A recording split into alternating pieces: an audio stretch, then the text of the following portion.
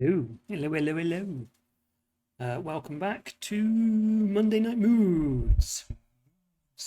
Um, I'm hoping that I'm going to remain live or recording for the entirety of this. There's some quite impressive lightning going on outside, and usually when this happens, my power gets cut out. So, fingers crossed that we remain. And also, if you can hear from my voice and my perky nature, because I'm always perky, um, I'm much better compared to last week. So we're hopefully going to get through 6 cantos today. So yes, welcome back to Monday Night Moods, where we are reading Purgatorio, or Purgatory from Dante's Divine Comedy, Dante Alighieri.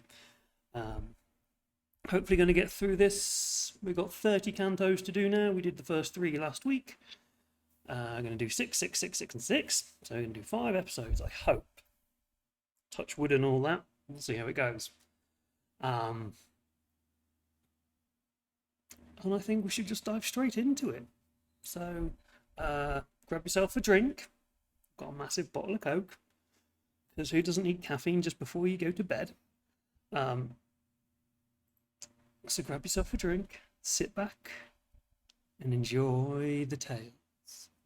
Or the poetry in this case. Canto 4. When by sensations of delight or pain, that any of our faculties hath seized, enter the soul collects herself. It seems she is intent upon that power alone, and thus the error is disproved which holds the soul not singly lighted in the breast. And therefore, when as aught is heard or seen, that firmly keeps the soul toward it turned, time passes, and a man perceives it not. For what whereby he hearken is one power, another that which the whole spirit hash. This is as it were bound, while that is free. This found I true by proof. Hearing the spirit and wondering for full 50 steps aloft, the sun has measured unobserved of me. When we arrived, where all with one accord the spirit shouted, "Here is what ye ask." A larger aperture oft times is stopped, with forked stake by of thorn by villager, when the ripe grape embrowns, than was the path, by which my guide and I behind him glows ascended, solitary, when that troop, departing left us, on Sunleo's road, who journeys, Waterloo lowly descends, or mountains Bismantua's height, must use his feet, but here a man had need to fly. I mean, with the swift wings and plumes of high desire, conducted by his aid, who gave me hope, and with light furnished to direct my way. We through the broken rock ascended, close pent on each side, while underneath the ground asked help of hands and feet. When we arrived near on the highest ridge of the steep bank, where the plain level opened, I exclaimed, "O master, say, which way can we proceed?" He answered, "Let no step of thine recede, behind me gain the mountain, till to us some practised guide appear." That eminence was lofty, and no eye might reach its point, and the side proudly rising more than line, from the mid-quadrant to the centre dawn. I wearied, thus began. "Parent beloved, turn, and behold how I remain alone, if thou stay not." "My son," he straight replied, "thus far put forth thy strength, and to a track pointed that, on this side projecting round circles of the hill." His words so spurred me on, that I behind him clambering forced myself, till my feet pressed the circuit plain beneath.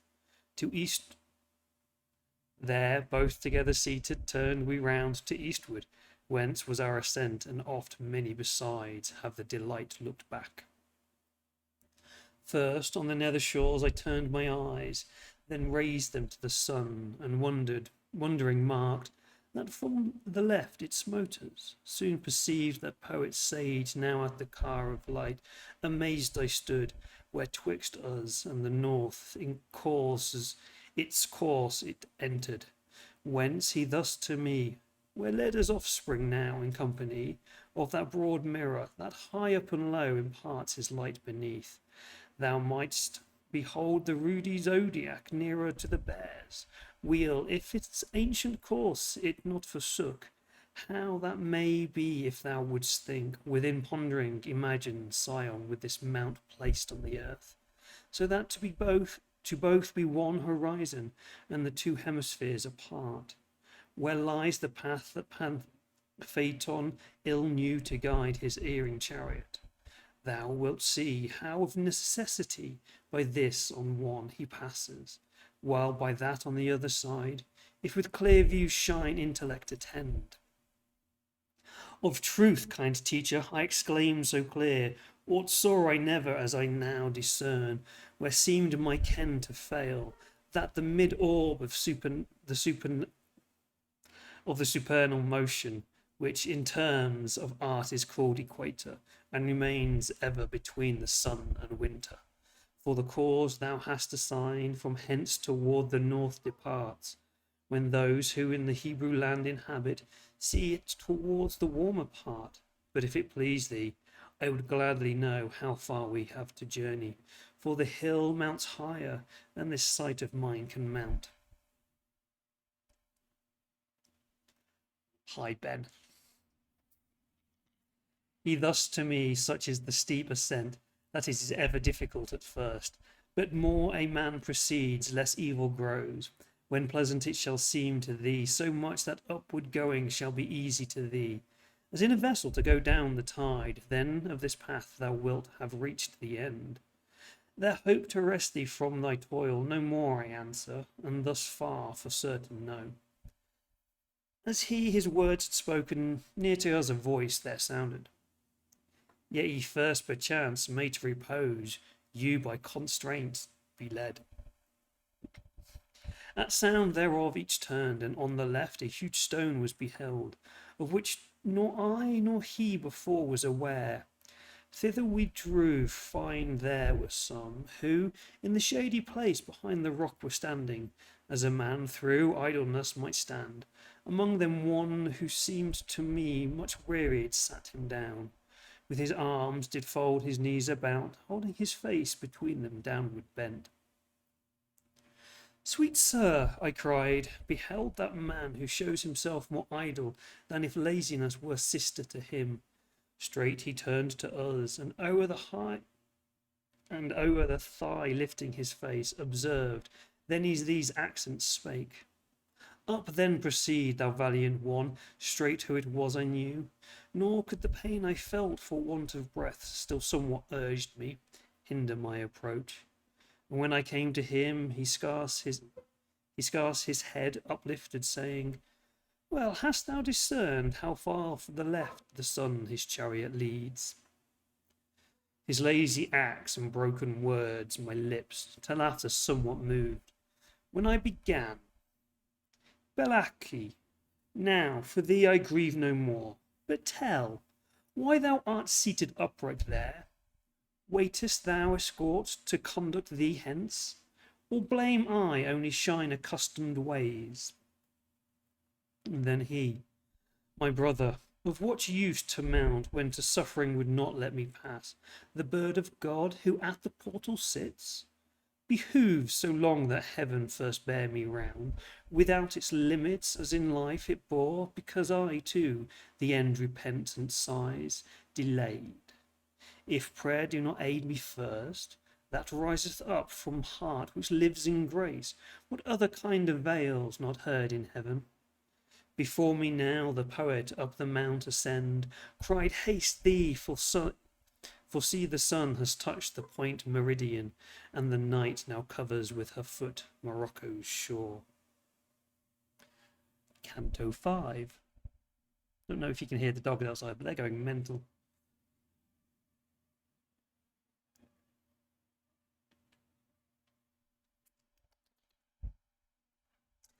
Canto 5. Now had I left those spirits and pursued the steps of my conductor, when beheld, pointing the finger at me, one exclaimed, See how it seems as if the light not shone from the left hand of him beneath, and he as living seems to be led on. Mine eyes, I at that sound reverting saw them gaze, through wonder first at me, and then at me, and the light broken underneath by turns. Why are thy thoughts thus riveted? My guide exclaimed, that thou hast slacked thy pace, or how imports it thee? What thing is whispered here? Come after me, and to the babblings there, and to their babblings leave the crowd. Be as a tower that firmly set, shakes not its top for any blast that blows.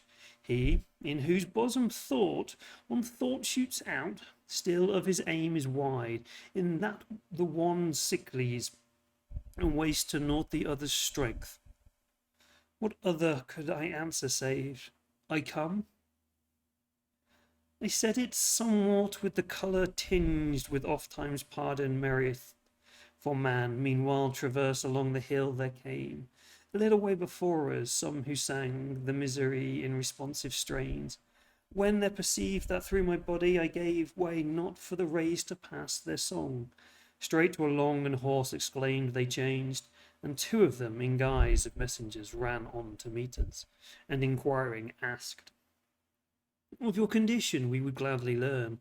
To them my guide, ye may return and bear tidings to them who sent you, that this frame is real flesh. If, as I deem, to view his shade they paused, enough is answered them. Him,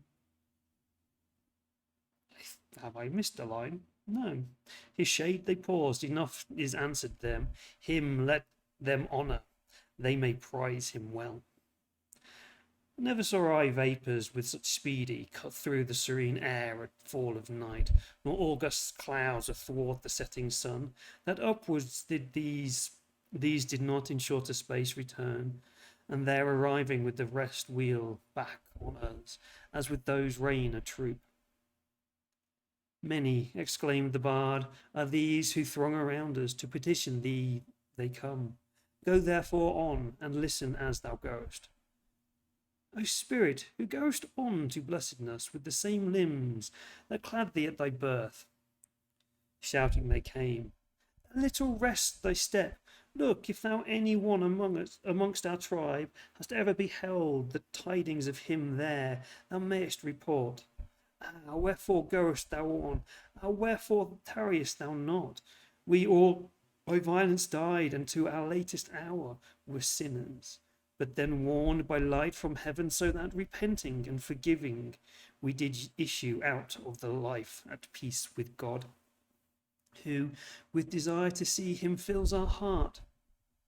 Then I, the visages of all I scan, yet none of ye remember. But if aught that I can do may please you, gentle spirits, speak, and I will perform it, by that peace which on the steps of guides so excellent, following from world to world, intent I seek. In answers he began, none here distrusts thy kindness, though not promised with an oath, so as the will fail not for want of power, whence I, whose soul before the others speak, entreat thee, if thou ever see that land which lies between Romagna and the realm of Charles, that of thy courtesy thou pray those who inhabit Fano, that for me their adorations duly be put up, by which I may purge of my grievous sins, for thence I came, but the deep passages whence issued out the blood wherein I dwelt, upon my bosom in Antenor's land were made, where, to be more secure, I thought the author of the deed was Est's prince, who, more than right could warrant, with his wrath pursued me, had I towards Mirror fled, when, overteen at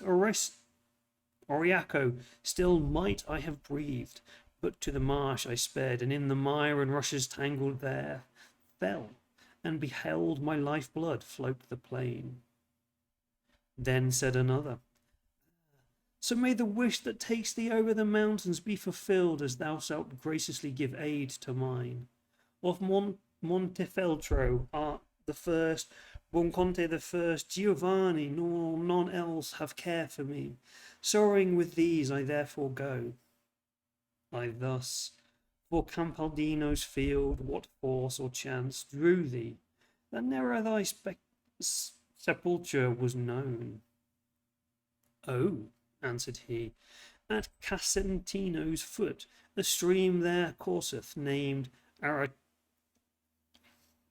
Aracciano, sprung in Apennine, above the hermit's seat, even where its name is cancelled. There came I, pierced in the heart, fleeing away on foot, and bloodying the plain. Here sight and speech failed me, and finishing with Mary's name, I fell, and Tantalus my flesh remained. I will report the truth, which thou again tell to the living. Me God's angel took, whilst he of hell exclaimed, O thou from heaven, say wherefore hast thou robbed me? Thou of him the eternal portion bereft with thee away, for want here that he deprives me of, that but of the other rule I make. Thou knowest how in the atmosphere collects that vapour dank returning into water, soon as it mounts where cold condenses it. That evil will, which in his intellect still follows evil, came and raised the wind and smoky mist, by virtue of the power given by his nature. Thence the valley, soon as day was spent, he covered over with cloud from Protomagno to the mountain range, and stretched the sky above, so that the air impregnate changed to water. Fell the rain, and to the fosses came all that the land contained not. And as mighty streams are wont, to the river with such headlong sweep rushed that naught stayed its course. My stiffened frame laid at his mouth the fell Arciano found, and dashed it into Arno from my breast, losing the cross that of myself I made. When overcome with pain, he hurled me on along the banks, bottom of the course, then in his muddy spoils encircling wept. Ah, when thou to the world shalt be returned, and rested after thy long road, so spake next the third spirit, then remember me. I once was Pia, Siena gave me life, Maremma took it from me. That he knows who me with jewelled ring has first espoused. Canto 6.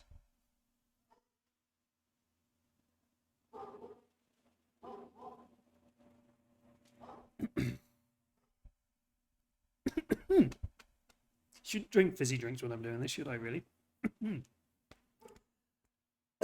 Excuse me. Canto 6. When from the game of dice men separate, he who hath lost remains in sadness fixed, revolving in his mind what luckless throws he cast. But meanwhile all the company go with the other. One before him runs, and one behind him his mantle twitches. One fast by his side bids him remember him. He stops not, and each one to whom his hand is stretched well knows he bids him stand aside, and thus he from the press defends himself. Even such was I in that close crowding throng, and turning so my face all around to all, and promising, escaped from it with pains. Here of Arezzo him I saw who fell by Gino's cruel arm, and him beside, who in his chase was swallowed by the stream.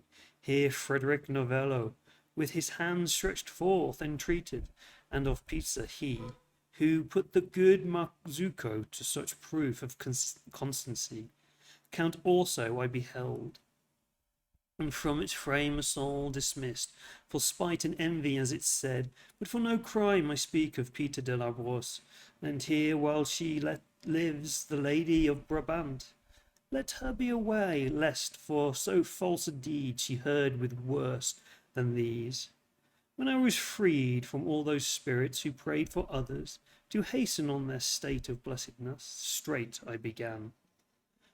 O thou, my luminary, it seems expressly in thy text denied, that heaven's supreme decree can never bend to supplication, yet with his design do these entreat. Can then their hope be vain? What is thy saying not to me revealed?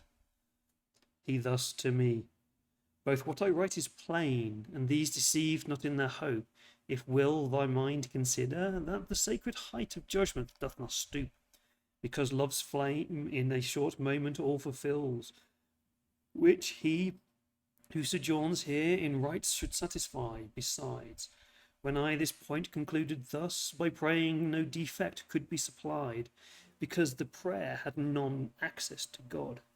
Yet in this deep suspicion rest thou not, contend unless ye assure thee so, who betwixt truth and mind infuses light. I know not if thou take me right. I mean, Beatrice, her thou shalt behold above, upon this mountain's crown, fair seat of joy. Then I, Sir, let us mend our speed, for now I tire not as before, and lo, the hill, it stretches its shadows far. He answered thus, Our progress with this day shall be as much as we may now dispatch, but otherwise than thou supposest is the truth. For there thou canst not be ere thou once more behold him back returning, who behind this steep is now so hidden, that as erst his beam thou dost not break. But lo, the spirit there stands solitary, and towards us looks. It will instruct us in the speediest way. We soon approached it. O thou Lombard spirit, how dost thou stand in high abstracted mood, scarce moving with slow dignity thine eyes? It spoke not aught, but let us onward pass, eyeing us as a lion on his watch, but Virgil with entreaty mild advanced, requesting it to show the best ascent. Its answer to his question none returned, but of our country and of our kind of life demanded. When my courteous guide began, Mantua. The solitary shadow quick rose towards us from the place in which it stood, and cried, Mantua, I am thy countryman, Sordello. Each the other then embraced. Ah, slavish Italy, thou in of grief, vessel without a pilot in loud storm, lady no longer of fair provinces, but brothel house impure, this gentle spirit, even from the pleasant sound of his dear land, was prompt to greet a fellow citizen with such glad cheer, while now thy living ones in these abide, not without war, and one malicious gnaws another. Ay, of those whom the same wall and the same moat contains. Seek, wretched one, around the sea coasts wide, then homeward to thy bosom turn, and mark if any part of the sweet peace enjoy. What boots it that thy reins Justian's hand be fitted, if thy saddle be unpressed? Naught doth he now but aggravate thy shame. Ah, people, thou obedient still shouldest live, and in the saddle let thy Caesar sit. If well thou markest that which God commands, look how the beast to fellness hath relapsed, from having lost correction of the spur, since to the bridle thou hast set thine hand. O German Albert, who abandonedst her, that is grown savage and unmanageable when thou shouldst clasp her flanks with forked heels. Wouldst judgment from the stars fall on thy blood, and be it strange and manifest to all, such as may strike thy successor with dread, for that thy sire and thou have suffered thus, through greediness of yonder realms detained, the garden of the empire to run waste. Come, see the Capulets and the Montagues, the Philippecs and the Monaldi, man, who cast for naught, those sunk in grief and those with dire suspicion racked. Come, cruel one, come and behold the oppression of the nobles, and mark their injuries, and thou mayst see what safety Santa Fior can supply. Come and behold thy Rome, who calls on thee, desolate window, day and night, with moans. My Caesar, who dost thou desert my side? Come and behold what love among thy people. And if no pity touches thee for us, come and blush for thine own report. For me, if it be lawful, O almighty power, who wasn't in earth for our sakes crucified, Are thy just eyes turned elsewhere, or is it this preparation in the wondrous depth of thy sage counsel made, for some good end, entirely from our reach of thought cut off? So are the Italian cities all overthronged with tyrants, and the great Marcellus made of every pretty factitious villager? My Florence thou mayest well remember unmoved at this discretion, which affects not thee. Thanks to thy people, who so wisely speed, many have justice in their heart, that long waiteth for counsel to direct the bow, or ere it dart unto its aim, but shine hath it on their lips' edge, may refuse to bear the common burdens, readier thine answer, there, readier thine answer, unyielded, and cry, behold I stoop, make thyself glad, and thou hast reason now, thou wealthy, thou at peace, thou wisdom fraught. Facts best witness if I speak the truth. Athens and Lacedaemon, who of old enacted laws, and for civil acts renowned, made little progress in improving life towards thee, who uses such nice subtlety that in the middle of November scarce reaches the thread thou in October weavest.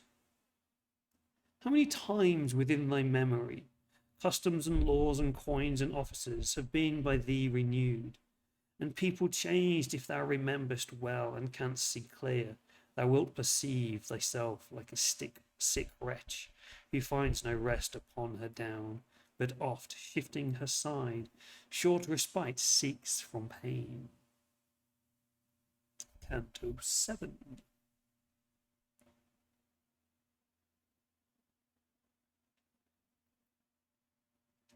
Nom nom. Canto 7. After their courteous greetings joyfully 7 times exchanged, Sordello backward drew, exclaiming, who are you? Before this mount by spirits worthy of ascent to God was sought, my bones had by Octavius's care been buried. I am Virgil, for no sin deprived of heaven, except for lack of faith. So answered him in few, my gentle guide. As one who aught before him suddenly beholding, whence his wonder riseth, cries, it is yet, is not?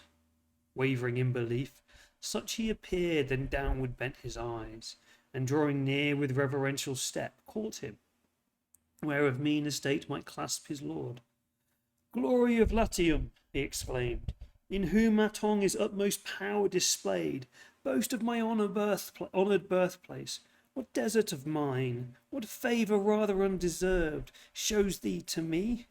If I to hear that voice am worthy, say it from below thou comest, and from what cloisters pale.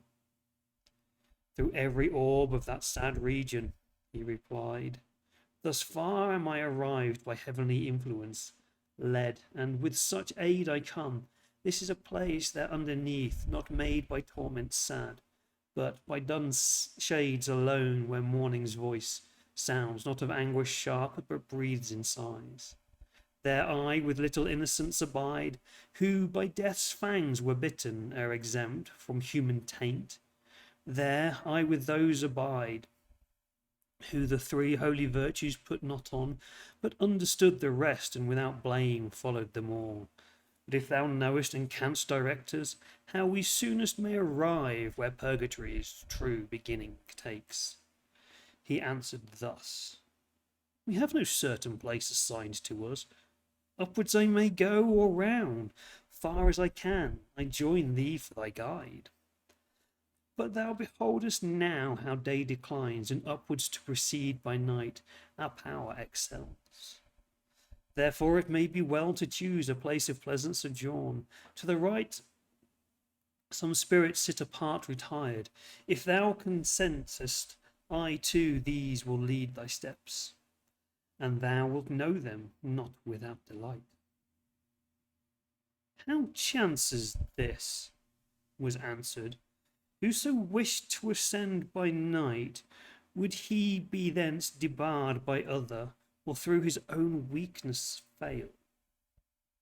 The good Sordello then, along the ground, trailing his fingers, spoke. Only this line thou shalt not overpass.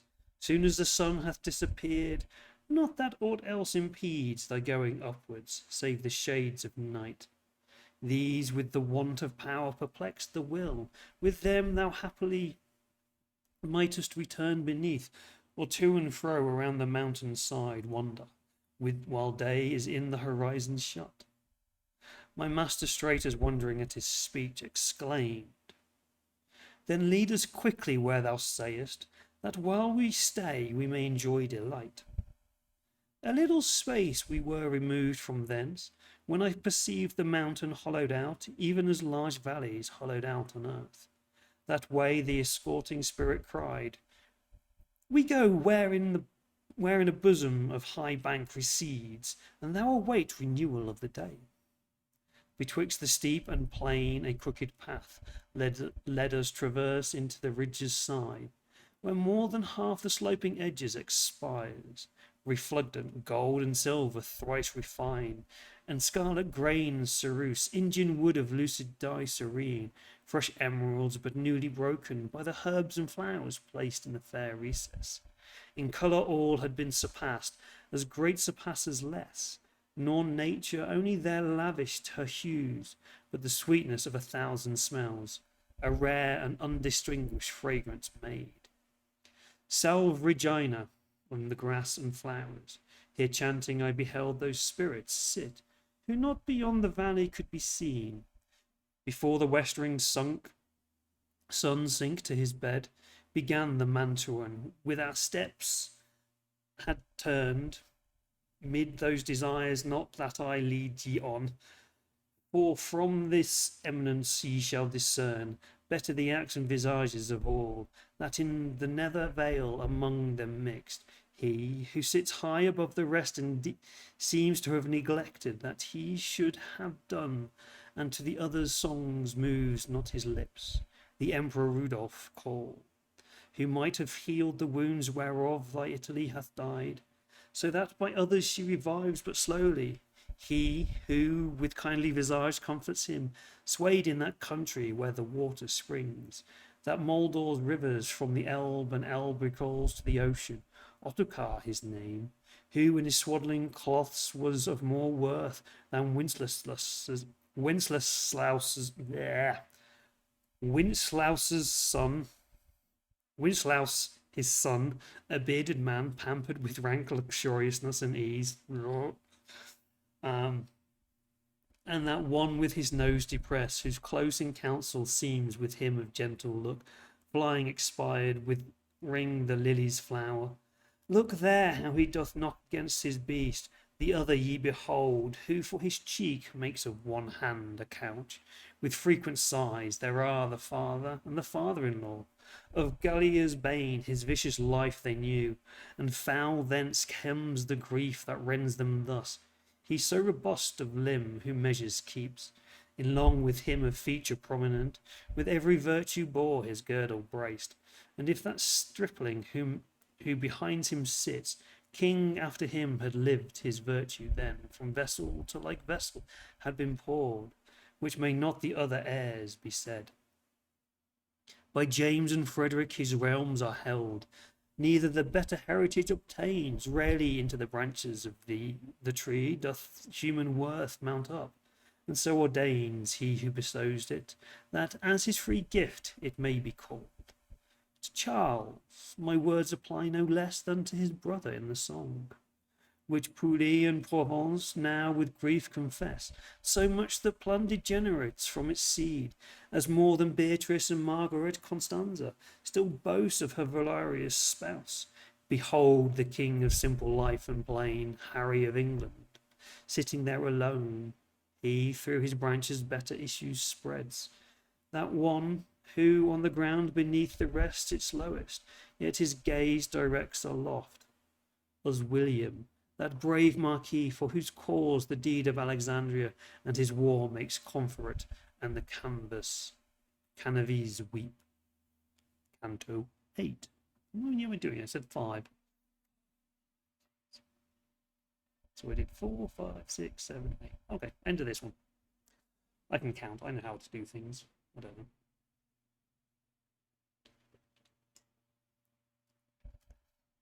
Doesn't seem right. Canto 4, Canto 5, Canto 6, Canto 7, Canto 8. Okay. No, I was going to do 6, wasn't I? Yes, I do need to do Canto 9. 2 more then. 2 more left. Canto 8. Now was the hour that wakens fond desire in men at sea and melts their thoughtful heart, who in the morn have bid sweet friends farewell, and pilgrim newly on his road with love thrills if he hear the vesper bell from afar, that seems to mourn for the expiring day, when I, no longer taking heed to hear, began with wonder from whose spirits to mark one risen from its seat, which with its hand audience implored, both palms it joined and raised, fixing its steadfast gaze towards the east, as telling God I cared for naught beside, te Lucius ante. So devoutly then came from its lip, and in so soft a stain, that all my sense in ravishment was lost, and the rest after, softly and devout, followed through all the hymn with upward gaze, directed to the bright supernal wheels. Hear, reader, for the truth makes thine eyes keen, for of so subtle texture is this veil, that thou with ease mayest pass it through unmarked. I saw that gentle band silently next look up, as if in expectation held, pale and in lowly guise, and from on high I saw forth issuing descend beneath 2 angels with 2 flame-illumined swords, broken and mutilated at their points, green as the tender leaves but newly born. Their vesture was the which by wings as green beaten, they drew behind them, fanned in air, a little over as one took his stand, the other lighted on the opposing hill, so that the troop were in the mist contained. Well, I descried the whiteness of their heads, but in their visages and dazzled eye was lost, as faculty that by too much is overpowered. From Mary's bosom both are come, exclaimed Sordello, as a guard over the veil gainst him who hither tends the serpent. Excuse me. Whence not knowing by which path he gazed, I turned me around and closely pressed, all frozen to my leader's trusted side. Sordello paused not. To the valley now, for it is time, let us descend and hold converse with those great shadows, haply much their sight may please you. Only 3 steps down, methinks, I measured, ere I was beneath and noted one who looked as with desire to know me. Time was now, that arrow dim, yet not so dim, that twixt his eyes and mind it cleared up not what was concealed before. Mutually towards each other we advanced. Nino, though courteous judge, what joy I felt when I perceived thou wert not with the bad. No salutation kind on either part was left unsaid. He then inquired, how long since thou arrivedst at the mountain's foot, over the distant waves? Oh, answered I, through the sad seats of woe this morn I came, and still in my first life thus journeying on, the others strive to gain. Soon as they heard my words, he and Sordello backward drew, and suddenly amazed to Virgil one and the other to a spirit turned, who near was seated, crying, Conrad, up with speed, come, see what of his grace high God hath willed. Then turning round to me, by that rare mark of honour which thou owest to him, who hides so deeply his first cause, it hath no fraud. When thou shalt be beyond the vast of waves, tell my Giovanna that for me she call there, where reply to innocence is made. Her mother, I believe, loves me no more, since she has changed the white and wimpled folds, which she is doomed once more with grief to wash. By her it easily may be perceived how long in women lasts the flame of love, if sight and touch do not relume it oft. For her so fair a burial will not make, the viper which caused Milan to the field, and had made by shrill Galora's bird, he spoke, and in his visage took the stamp out of the right seal, which with due temperature glows in the bosom. My insatiate eyes, meanwhile, to heaven had travelled, even there, where the bright stars are slowest, as a wheel nearest the axle, when my guide inquired, "What there aloft, my son, has caught thy gaze?" I answered, "The 3 torches, with which here the pole is all on fire." He then to me, "The 4 resplendent stars thou sawest this morn are there beneath, and they're risen in their stead." While yet he spoke, Sordello to himself drew him and cried, "Lo, there our enemy!" and with his hand pointed that way to look, along the side where barrier none arose. Around the little vale a serpent lay, such haply as gave Eve the bitter food. Between the grass and flowers the evil snake came on, reverting oft his lifted head, and as a beast that smooths its polished coat, licking his hack. I saw not, nor can tell how those celestial falcons from their seat moved, but in motion each one well descried, hearing the air cut by their verdant plumes, the serpent fled, and to the stations back the angels up returned with equal flight. The spirit, who to Nino when he called had come, from viewing me with fixed ken, through all that conflict loosened not his sight. So may the lamp which leads thee up on high find in thy destined lot of wax so much as my surface thee to the enamel's height.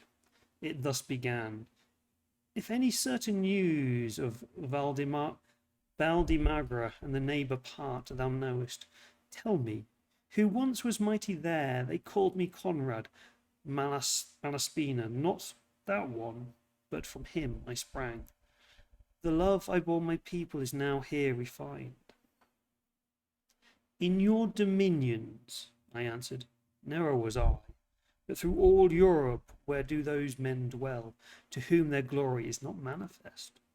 The fame that honours your illustrious house proclaims the nobles and proclaims the land, so that he knows it was who was never there. I swear to you, so may my upward route prosper. Your honoured nation not impairs the value of her coffer and her sword. Nature and use give her such privilege, that while the world is twisted from his course, by a bad head she only walks all right, and has the evil way in scorn." He then, "Now pass thee on. 7 times the tired sun revisits not the couch, which with the 4 feet the forked Aries covers, ere that kind opinion shall be nailed into thy brain with stronger nails than others' speech can drive, if the sure course of judgment be not doing well there. If the sure course of judgment be not stayed." Nearly made it to the end of the sentence. Oh. Canto 9, the last one for today. Now the fair consort of Tithonus old, arisen from her mate's beloved arms, looked palely over the eastern cliff, her brow loosened with jewels glittered set in sign of that chill animal who with his train smites fearful nations. And where then we were 2 steps of her ascent, the night had passed, and now the 3rd was closing up its wing, when I, who had so much of Adam with me, sank down upon the grass, overcome with sleep. They were all 5 were seated. In that hour when near the dawn the swallow her sad lay, remembering haply in ancient grief renews, and with our minds more wanderers from the flesh, unless by thought restrained are, as 'twere full of holy divination in their dreams. Then in a vision did I seem to view a golden feathered eagle in the sky, with open wings and hovering for descent. And I was in that place, methought, from whence young Ganymede, from his associates reft, was snatched aloft the high consistory. Perhaps, thought I within me, Here alone he strikes his quarry, and elsewhere disdains to pounce upon the prey. Therewith it seemed a little wheeling in his airy tour. Terrible as the lightning rushed he down, and snatched me upward even to the fire. There both, I thought, the eagle and myself did burn, so intense the imagined flames, that needs my sleep was broken off, as erst Achilles shook himself, and round him rolled his wakened eyeballs, wondering where he was, when as his mother had from Chiron fled to Skyros, with him sleeping in her arms. Even thus I shook me, soon as from my face the slumber parted, turning deadly pale. Like one eye struck with dead, so low at my side my comfort stood, and the bright sun was now more than 2 hours aloft, and to the sea my looks were turned. Fear not, my master cried, assured we are at happy point. The strength shrink not, but rise dilated. Thou art come to Purgatory now. Lo, there the cliff, that circling bounds it. Lo, the entrance there, where it doth seem disparted, ere the dawn ushered the daylight, when thy wearied soul slept in thee, o'er the flowery veil beneath. The lady came, and thus bespake me. I am Lucia. Suffer me to take this man who slumbers. Easier so his way shall speed. Sordello and the other gentle shapes tarrying, she bare thee up, and as day shone this summit reached, and I pursued her steps. Here did she place thee. First her lovely eyes that open entrance showed me, then at once she vanished, and thy sleep, like one who doubts, are chased by certainty, and terror turned to comfort on discovery of the truth. Such was the change in me, and as my guide beheld me fearless, up along the cliff he moved, and I behind him, toward the height. Reader, thou markest how my theme doth rise, nor wonder therefore if more artfully I prop the structure.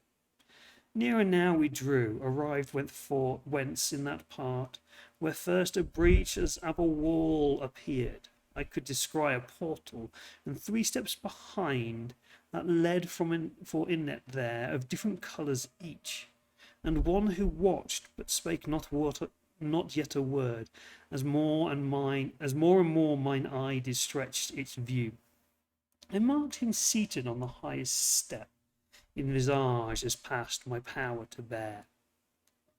Grasped in his hand a naked sword, glanced back the rays so toward me, that I oft in vain my sight directed. Speak from whence ye stand, he cried. What would thee? Where is your escort? Take heed your coming upward, harm ye not. A heavenly dame, not skilless of these things, replied the instructor, told us even now. Pass that way, here is the gate. And may she befriending prosper your ascent, resumed the courteous keeper of the gate. Come then before our steps.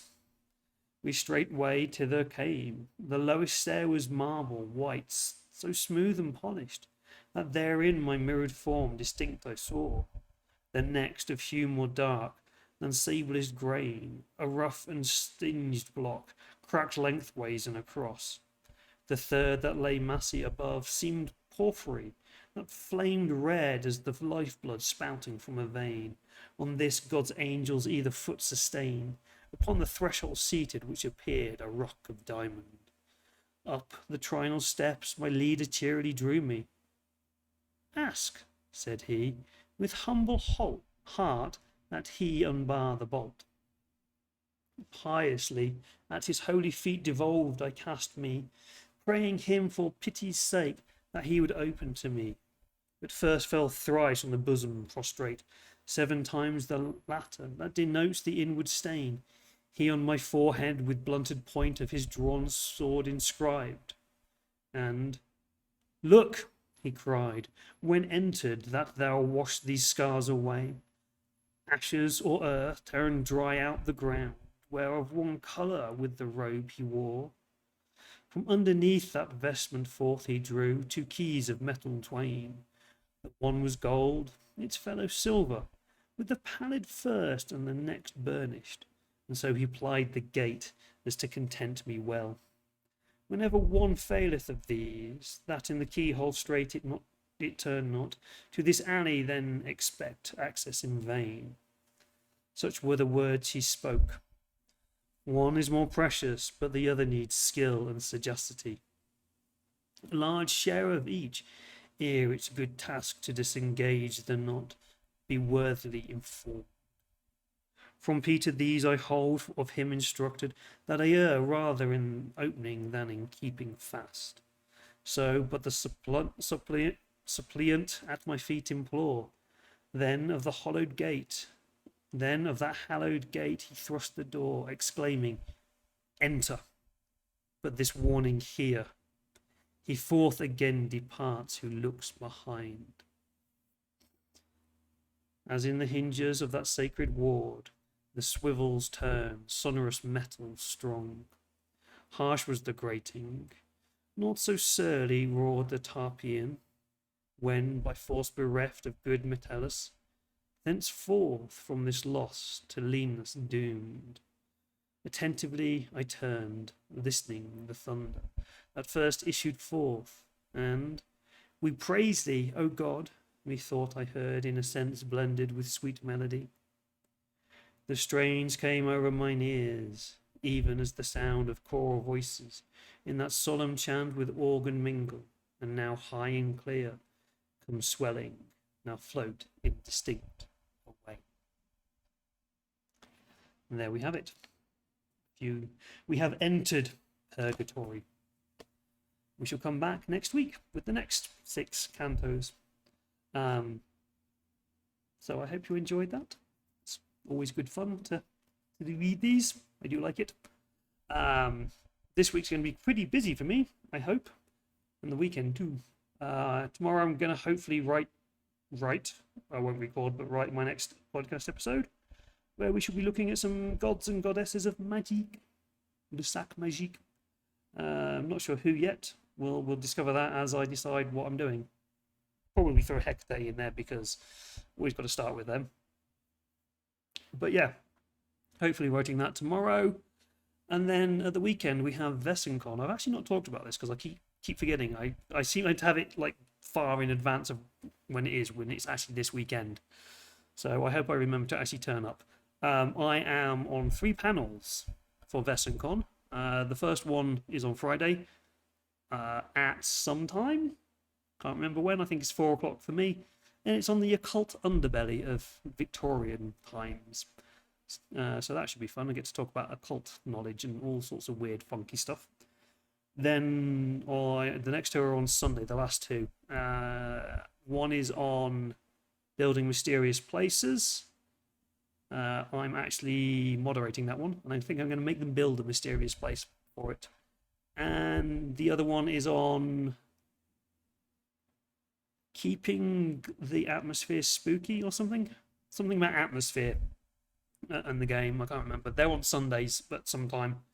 Google Vessencon and you'll probably find it. They will be live on YouTube as far as I'm aware, and then they'll go up on YouTube afterwards. So come watch me make a fool of myself in a panel rather than in a game or by myself, as I tend to do. So there's that. Yes, so that should be fun. Anything else new, fun, exciting? No, not really. I live a very bland, boring life. So yes, that's it. Links and everything will be in the show notes or on the YouTube links, everything below. You can find all that, so where I read this and all my social medias and all that kind of stuff. I'm still trying to decide what I want to do after Purgatory. I might do some Gnostic texts. Do some short Gnostic texts for a bit and then dive into some Greek or Roman stuff. I don't know yet. We'll see. We are not reading Plato. We'll see. Anyway, thank you very much, and I'll see you all next week. Bye-bye!